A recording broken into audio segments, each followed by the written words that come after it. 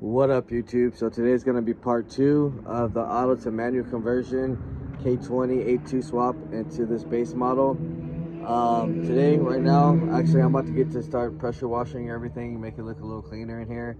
So before we start dropping the subframe, we're actually going to clean that up too.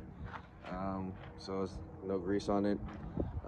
We're gonna also right now get to the timing chain kit, so I'll bring that out and start breaking this all down with all the tins, crank pulley. I gotta take out the valve cover as well, so we'll actually get to see what the engine looks like inside.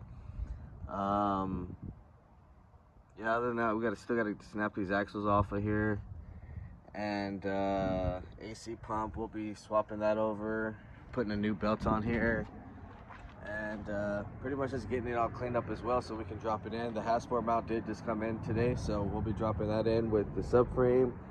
And then I think I want to go get the ball joints redone on the spindles because they're kind of bad, so I'll have to talk to the customer about that.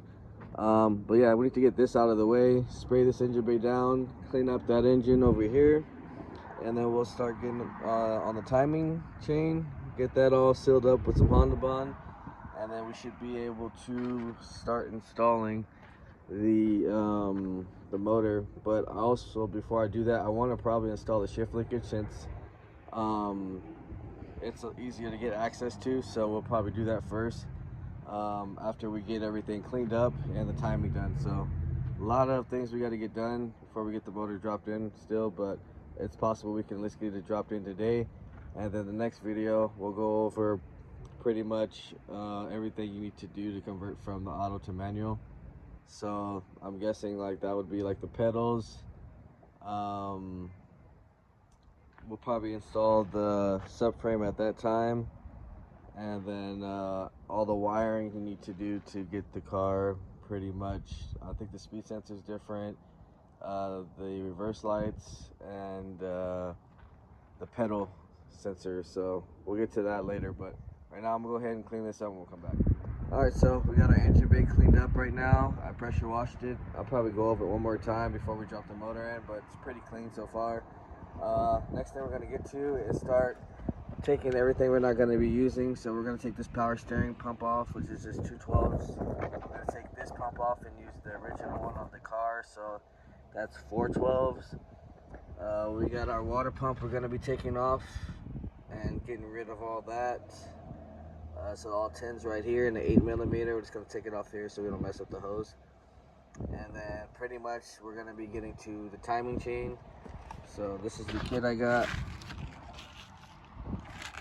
like I usually get pretty much for all my videos. So you got the tensioner, you got the chain, you got the gaskets, and then you got the guides. And that'll all be fresh. I recommend doing it on any K series over like 120,000 miles. I mean, they do go out sometimes faster than that, so it's better to be maintained on that. So right now I'm gonna go ahead and start getting the valve cover all taken apart.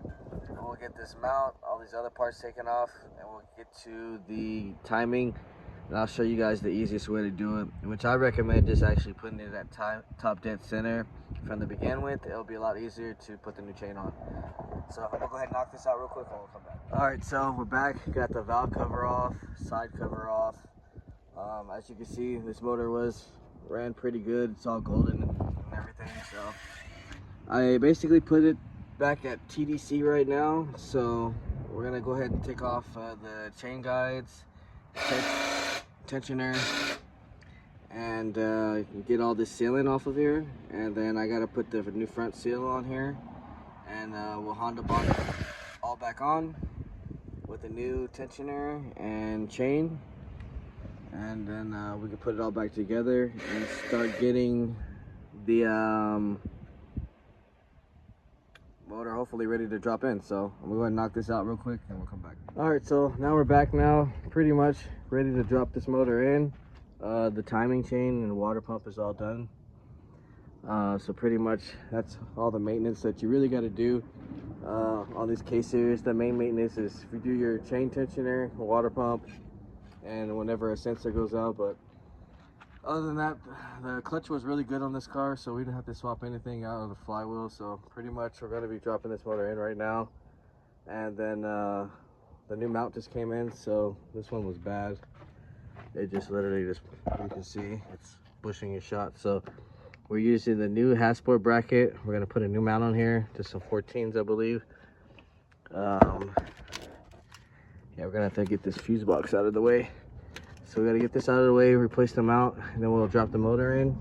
We got to put the heat shield on. And this one actually, we got to put the mount, a new mount. I got a new mount for this one as well. So I'll put that mount on. And that way, when we drop the motor in, we can slide the subframe in and start putting the spindles back on. And I think we'll probably go ahead and do the shift linkage as well. And then we'll end the video after that. So we'll get it probably, hopefully on the ground at least, and start doing the shift linkage. If not, we might do the shift linkage on the next video with the pedals and, you know, whatever we don't get pretty much finished on this video. So I'm gonna go ahead and knock this out real quick and then we'll come back. All right, so we're back with the k20a2 installed, and this is the Hasport mount with the brand new motor mount, pretty much ready to go. I'm gonna start just attaching like all the little stuff to get it going pretty quick. So we're gonna get our brake booster, our evap, and our fuel line connected, and then we'll run our wiring harness inside of the firewall right here. And then I'm gonna go ahead and put on these 8mm real quick back to the fuse box, kind of get pretty much everything ready to start. But just the little stuff right now, we'll put some grounds on here. We'll ground this one right here, our other ground on the transmission is right here. And I think we'll probably go for the subframe after that and end the video. Then the next one, we'll go ahead and do the shifter cables. We gotta cut out the hole for the master cylinder and everything, do the pedals.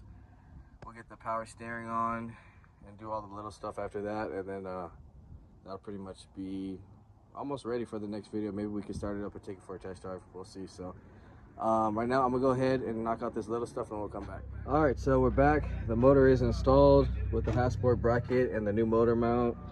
We got the subframe on here. We got our axles installed and everything back on together with our spindles. We got our battery tray, our wiring harness connected. The ECU is connected now also.